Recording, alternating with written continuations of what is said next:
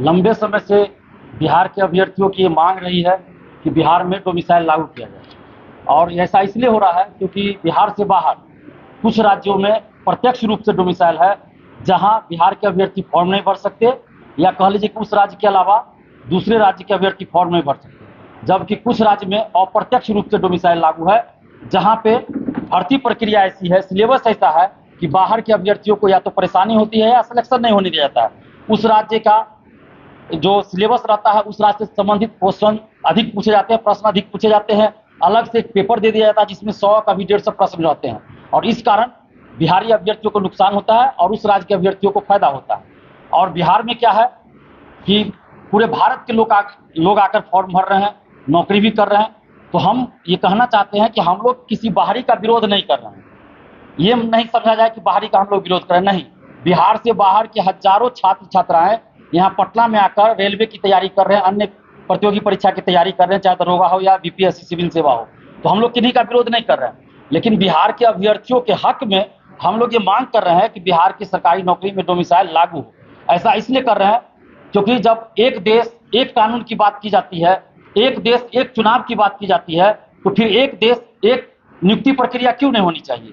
हर एक राज्य में अलग अलग प्रक्रिया क्यों है? किसी राज्य में आप बाहर के लोगों को फॉर्म नहीं भरने दे रहे हैं, किसी राज्य का सिलेबस कुछ और है। अगर बिहार में कोई नौकरी करेंगे और बिहार के बारे में पता नहीं है, तो फिर यहाँ नौकरी कैसे करेंगे? इसलिए बिहार से संबंधित प्रश्नों की संख्या ज्यादा पूछी जाए।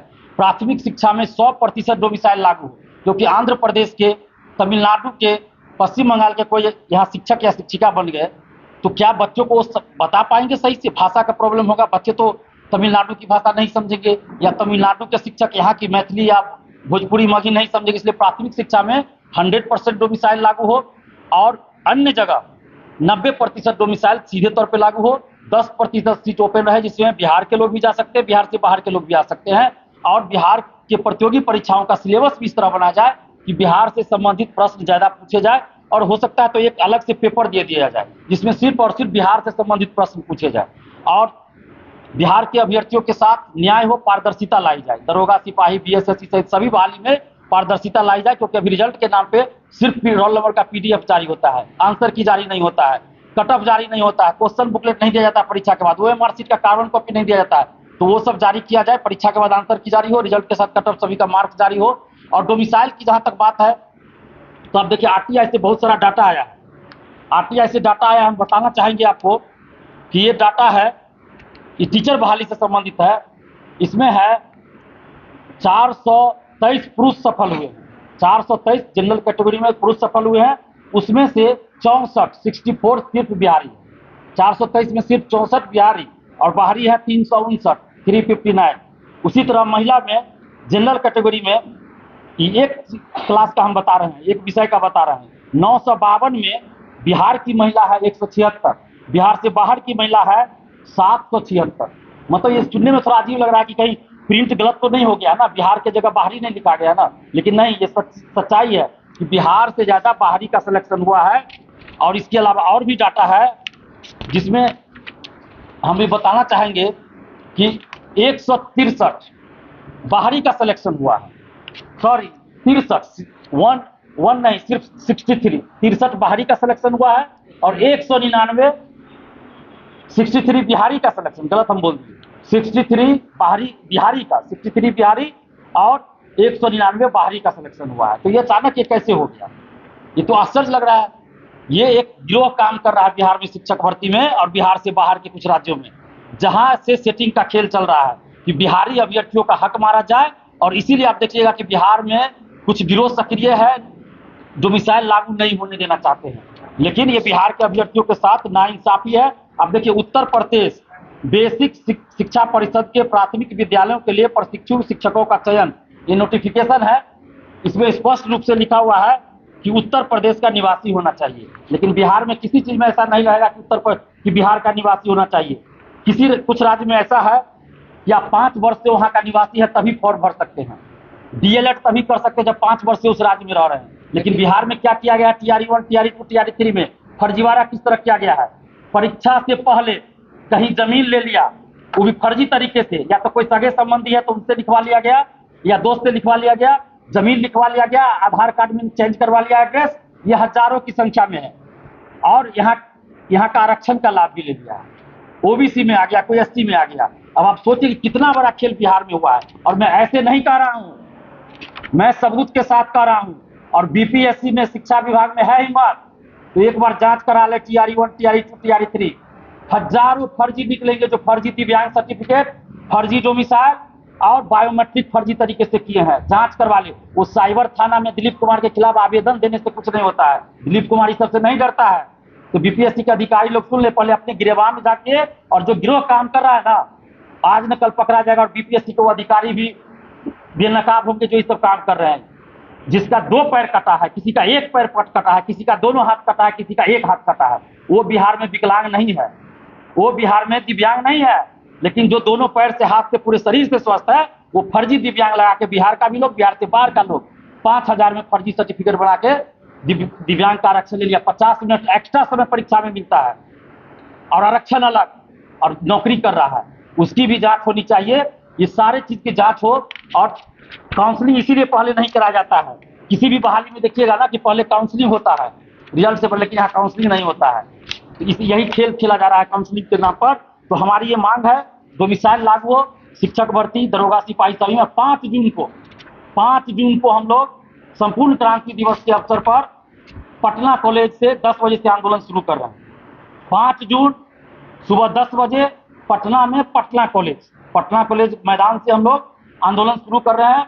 ये जेपी की धरती है, कोई ये ना भूले, ये जेपी की धरती है। जेपी आंदोलन दिवस, संपूर्ण क्रांति दिवस के दिन हम लोग आंदोलन कर रहे हैं। अगर एक भी लाठी स्टूडेंट पे चली, एक भी लाठी चल गया, एक भी थप्पड़ चल गया स्टूडेंट पे, तो उस दिन के बाद से बिहार के सभी अभ्यर्थी, बिहार के सभी नौजवान, हम सभी लोग ये कहना शुरू कर देंगे कि बिहार में जितने नेता हैं, चाहे वो सत्ता पक्ष हो या विपक्ष हो, जो लोग भी जेपी के चेले अपने आप को बताते हैं, वो जेपी के असली चेले नहीं है, वो फर्जी चेले हैं।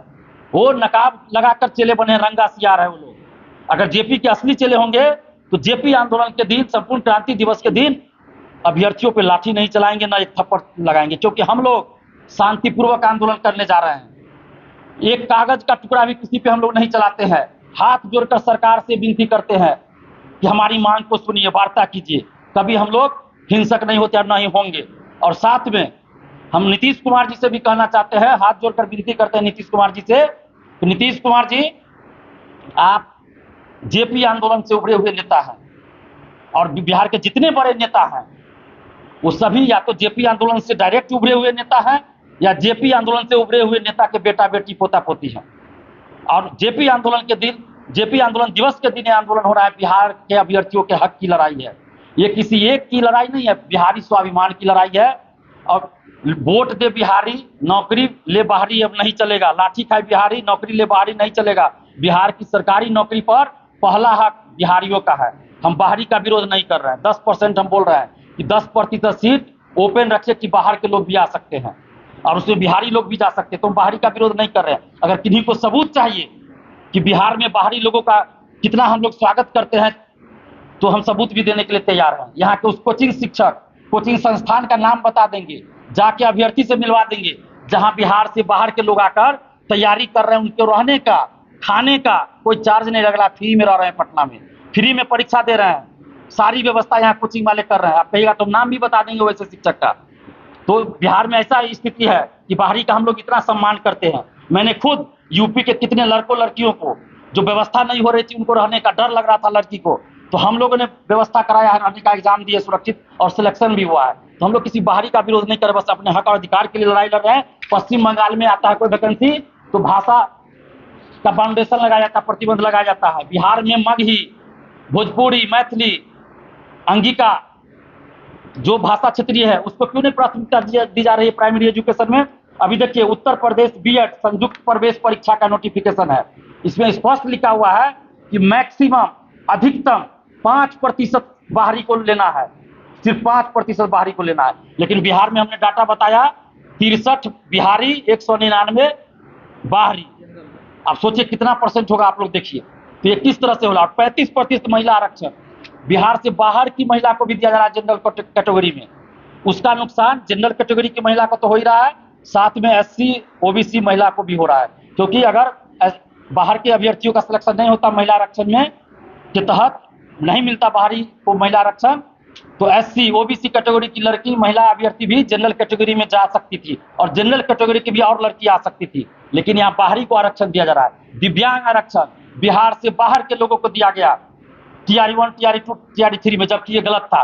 हम जब लगातार इस चीज को उठाए तो बीपीएससी ने क्या किया, साइबर थाने को नोटिस भेजा, नोटिस नहीं आवेदन भेजा कि दिलीप कुमार पे कार्रवाई कीजिए। हमको साइबर थाना बुलाया गया, हमने सबूत दिया। अभी देखिए सामान्य प्रशासन विभाग ने नोटिस जारी किया 10-15 दिन पहले कि दिव्यांग आरक्षण सिर्फ और सिर्फ बिहारी को मिलेगा। तो फिर महिला आरक्षण बाहरी को क्यों दे रहे हैं आप?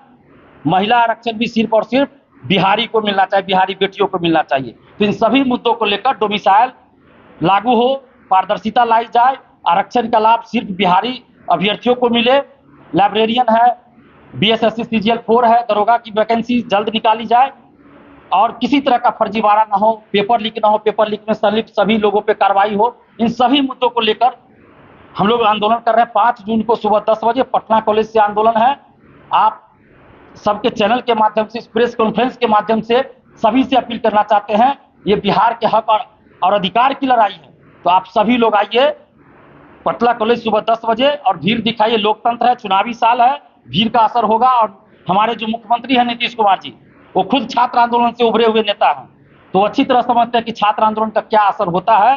तो निश्चित रूप से अगर भीड़ दिखाएंगे आप लोग तो सरकार और खासकर मुख्यमंत्री नीतीश कुमार जी ध्यान देंगे और बिहार में डोमिसाइल लागू होगा।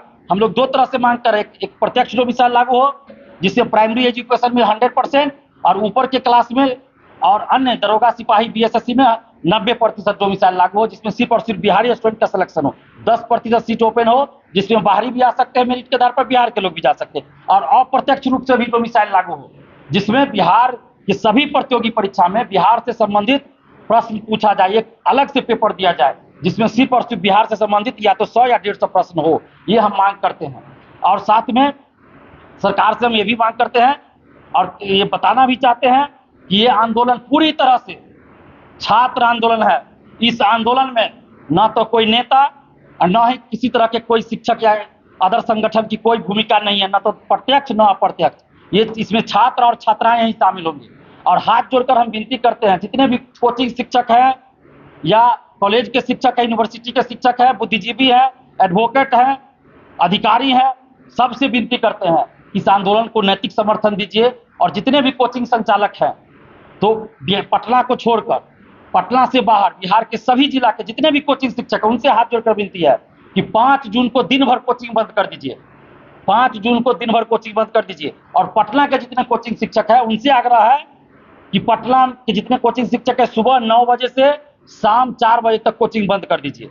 सिर्फ एक दिन की बात है, 9 बजे से शाम 4 बजे तक कोचिंग बंद कर दीजिए और जिला में पूरे दिन कोचिंग बंद हो। और ये अग्नि परीक्षा है, देखना है कि बिहार में और पटना में कितने कोचिंग शिक्षक हैं जो इस चीज को फॉलो करते हैं। तो अभ्यर्थियों से भी कहेंगे कि जो शिक्षक यूट्यूब पे आकर, मीडिया में आकर तरह तरह की बातें करते हैं, उन सब की अग्नि परीक्षा है कि इस आंदोलन में देखिए कौन क्या कर रहे हैं, कोचिंग बंद कर रहे हैं कि क्या कर रहे हैं। क्योंकि अभी देखिए बहुत सारे कोचिंग शिक्षक दूरी बना रहे हैं और पहले क्या कर रहे थे, मतलब सब्सक्राइबर बढ़ाने के लिए, व्यूज के लिए अपने चैनल पे कोचिंग शिक्षक डोमिसाइल चिल्ला रहे थे। लेकिन अब जब डोमिसाइल पे आंदोलन हो रहा है तो साइलेंट हो गए। कोई पटना छोड़ के भाग गए, तो कोई कोचिंग में नजर नहीं आ रहे हैं, तो कोई वीडियो बना रहे हैं तो दूसरे मुद्दे पे बना रहे हैं। तो ये सब की अग्नि परीक्षा। और जितने भी अभ्यर्थी हाथ जोड़कर विनती करेंगे कि आप लोग ऐसे लोगों की रंगा सियारों की पहचान कीजिए और वैसे लोगों का बहिष्कार कीजिए। और लास्ट में मीडिया बंधुओं से आग्रह करेंगे, हाथ जोड़कर विनती करेंगे मीडिया बंधुओं से कि बिहार में जितनी वैकेंसी आ रही है हम ईमानदारी के साथ कर रहे हैं। बिहार से बाहर इतनी वैकेंसी कहीं नहीं आ रही है, ये सच्चाई है। लेकिन बिहारियों को हक मिलना चाहिए, पहला अधिकार बिहारियों को आना चाहिए। इसलिए डोमिसाइल के लिए हम लोग आंदोलन कर रहे हैं। लेकिन पारदर्शिता नहीं है, पेपर लीक हो जाता है, कभी धांधली सेटिंग हो जाती है, तो इस पर रोक लगना चाहिए। आप सभी मीडिया बंधुओं से आग्रह करेंगे कि आप लोगों ने स्टूडेंट्स के मुद्दे को बहुत जोर शोर से उठाने का काम किया है, साथ दिया है। और बहुत सारे मुद्दों पे आप लोगों के साथ देने की वजह से सरकार ने संज्ञान लिया, कार्रवाई हुई है। तो इस मुद्दे पे भी आप लोग डिबेट करवाइए, अपने चैनल के माध्यम से अभ्यर्थियों की आवाज को सरकार तक पहुंचाइए। और 5 जून को सुबह 10 बजे आंदोलन है, आप लोग पटना कॉलेज जरूर पहुंचिए। पटना कॉलेज सभी लोग पहुंचिए और अभ्यर्थियों की आवाज को अपने चैनल के माध्यम से सरकार तक पहुंचाइए। बहुत बहुत धन्यवाद। अगर किन्हीं का कोई प्रश्न हो तो जरूर पूछिएगा।